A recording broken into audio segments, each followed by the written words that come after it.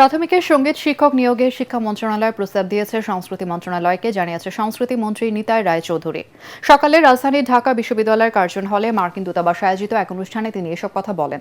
এ সময় সংস্কৃতি মন্ত্রী আরও বলেন, বৈশাখী শোভাযাত্রার নাম মঙ্গল নাকি আনন্দ শোভাযাত্রা হবে তা আলোচনা করে সিদ্ধান্ত নেওয়া হবে।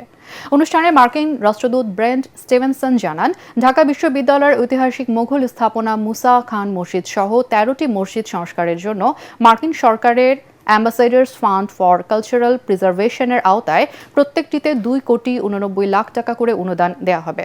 সরকারের প্রত্নতত্ত্ব বিভাগের সহযোগিতায় মসজিদের স্থাপত্য বৈশিষ্ট্য পুনরুদ্ধার, ডিজিটাল আর্কাইভ তৈরি করা হবে। মঙ্গল শোভাযাত্রা, আনন্দ শোভাযাত্রা বেসিক্যালি এটা সেম। আনন্দ ঘন একটা মিছিল হবে। মঙ্গল শোভাযাত্রা আগে ছিল যে ইন্ডিয়া যেরকম মানে প্রদীপ জ্বালায়, প্রদীপ যেয়ে প্রদীপই করে নিয়ে যায়।